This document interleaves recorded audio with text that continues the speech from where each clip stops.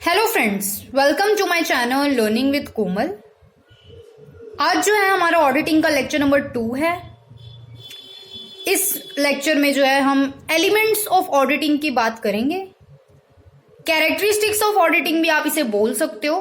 क्या ऑडिटिंग की क्या विशेषताएं हैं, क्या उसके एलिमेंट्स हैं, क्या उसकी कैरेक्टरिस्टिक्स हैं, क्या फीचर्स हैं, आज हम पढ़ेंगे लेक्चर नंबर 2 में। तो स्टार्ट करने से पहले अगर आपने मेरे चैनल को सब्सक्राइब नहीं किया है तो प्लीज उसे सब्सक्राइब कीजिए, बेल बटन जरूर प्रेस कीजिएगा ताकि मेरी अपकमिंग वीडियोस का नोटिफिकेशन आपको मिल पाए। So let's start friends. तो आज हम बात करेंगे एलिमेंट्स ऑफ ऑडिटिंग की।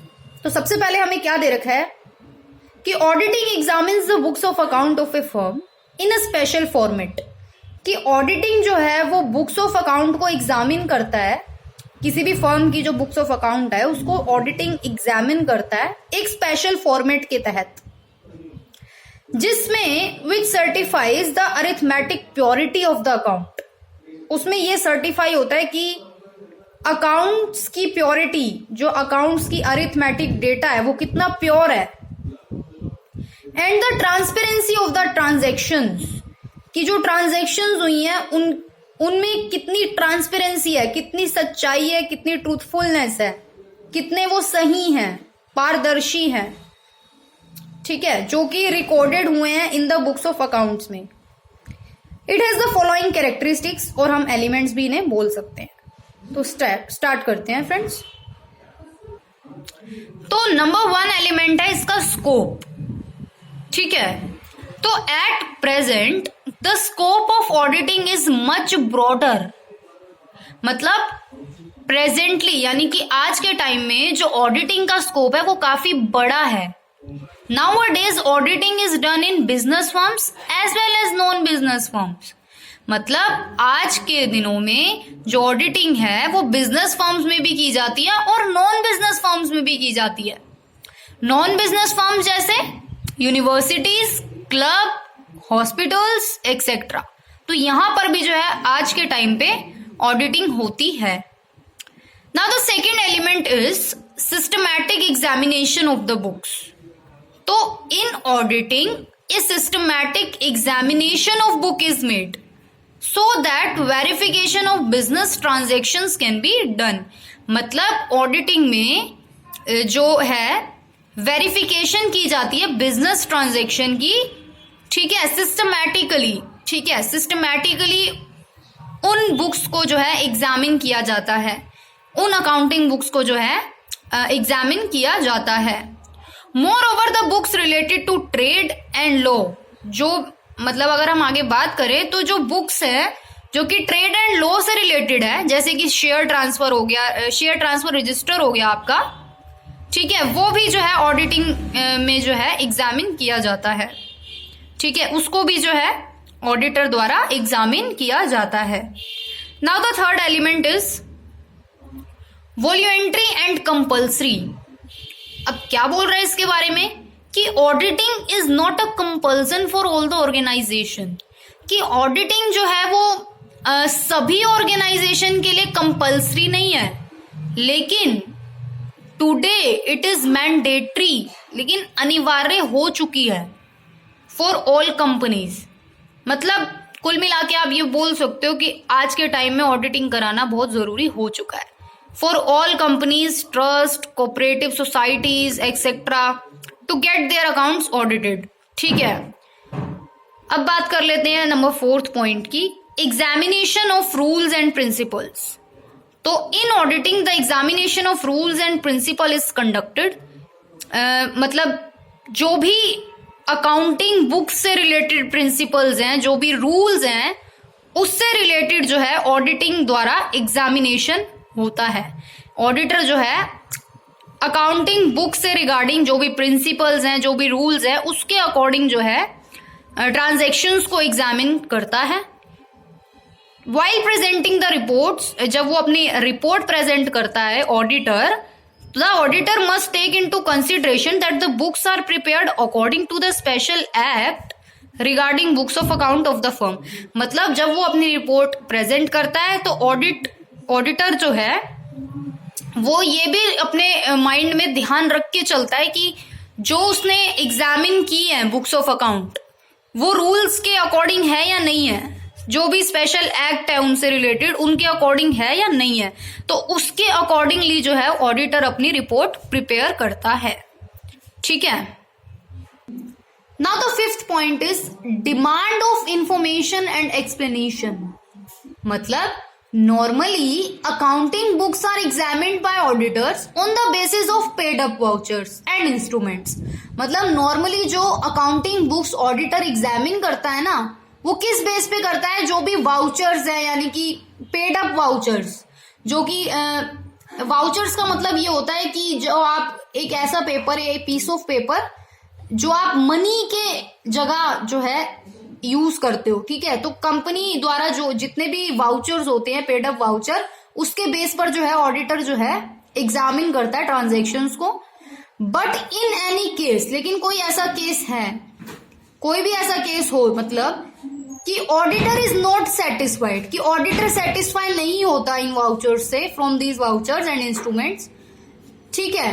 तो then he can demand of other some information and explanation. फिर जो है वो डिमांड कर सकता है और दूसरी इंफॉर्मेशन की, कि उससे रिलेटेड जो भी इंफॉर्मेशन है या उससे रिलेटेड जो भी एक्सप्लेनेशन है, तो ऑडिटर जो है वो डिमांड कर सकता है इस चीज की। Now the period of auditing. तो auditing of account is generally conducted for 1 single year. तो जनरली जो है ऑडिटिंग ऑफ अकाउंट्स यानी कि अकाउंट्स की जो ऑडिटिंग है वो एक सिंगल ईयर के लिए ही की जाती है। ठीक है। Auditing work starts after the completion of year, यानी कि जब ईयर का कंप्लीशन हो जाता है, ईयर पूरा हो जाता है, उसके बाद जो है ऑडिटिंग वर्क जो है वो स्टार्ट होता है, या फिर it continues through out the year, या फिर वो पूरे साल कंटिन्यू रहता है ना। Auditor during a prescribe time period after making explanation of final account and statement of P&L account. मतलब ऑडिटिंग जो है वो की जाती है जब फाइनल अकाउंट्स की जो स्टेटमेंट है वो तैयार हो गई हो, या फिर प्रॉफिट एंड लॉस अकाउंट बन चुका हो। ठीक है। फाइनल अकाउंट्स प्रिपेयर हो गए हो तो ऑडिटिंग जो है वो होती है फिर। तो ये एक्सप्रेस करता है that the final account prepared by the organisation present true and fair picture of it. तो ऑडिटर जो है वो ये चेक करता है कि जो भी कंपनी ने फाइनल अकाउंट प्रिपेयर करे हैं वो true and fair picture present कर रहे हैं या नहीं कर रहे। ठीक है। ओके। नाउ अब हम बात करते हैं 7th पॉइंट की, अनबायस्ड। अनबायस्ड यानी कि पक्षपात नहीं होता इसमें। तो auditor is a bias free person, यानी कि वो पक्षपात नहीं करता।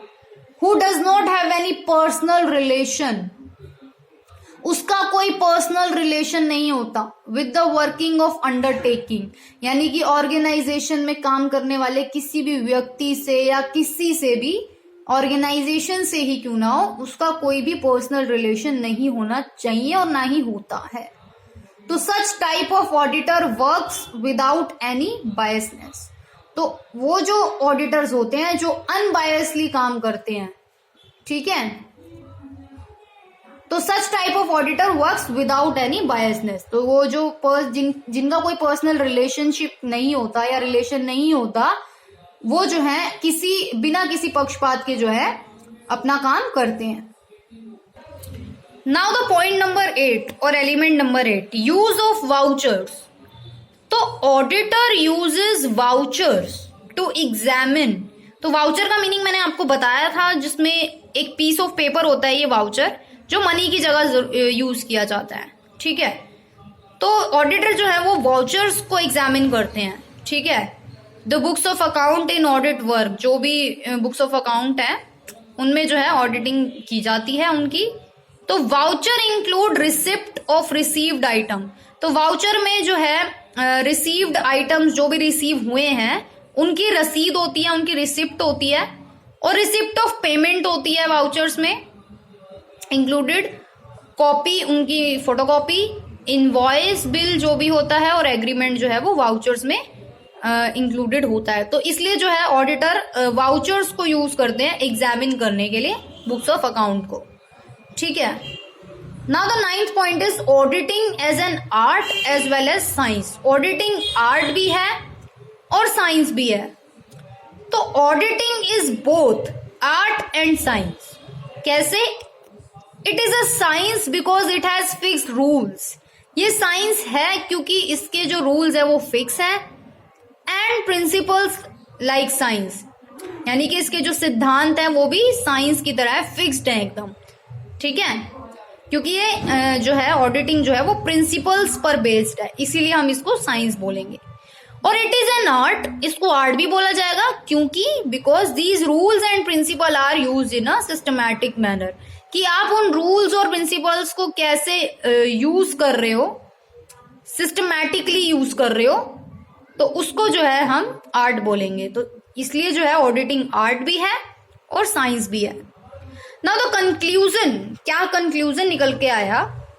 तो on the basis of above given characteristics जो अभी हमने पढ़ी, इट कैन बी सेड, ये कहा जा सकता है that auditing is not just for the mathematical purity of the books of account. मतलब कि ऑडिटिंग जो है वो सिर्फ मैथमेटिकली प्योरिटी जो है बुक्स ऑफ अकाउंट की, वो वहां तक ही सीमित नहीं है, ठीक है। But such a special and critical examination is done, मतलब एक विशेष और बिल्कुल क्रिटिकली गंभीरता से उसका एग्जामिनेशन किया जाता है। Under it that the real purity, जो रियल प्योरिटी है and results of the transaction recorded in the books of account can be studied. मतलब बिल्कुल अच्छी तरीके से ट्रांजेक्शन्स को जो है, जो रिकॉर्डेड है बुक्स में, उनको एग्जामिन और स्टडीड किया जाता है, यानी कि पढ़ा जाता है। तो अगर आपको मेरी वीडियो पसंद आई हो तो लाइक जरूर कीजिएगा, मेरे चैनल को जरूर सब्सक्राइब कीजिएगा, कमेंट करके मुझे जरूर बताइएगा कैसी लगी वीडियो। और ऑडिटिंग के लेक्चर्स के लिए आप मेरी चैनल की प्लेलिस्ट को देख सकते हो, वहाँ पे आपको सीरियल वाइज जो है लेक्चर्स मिलेंगे ऑडिटिंग के और as well as other subjects also. Thank you so much.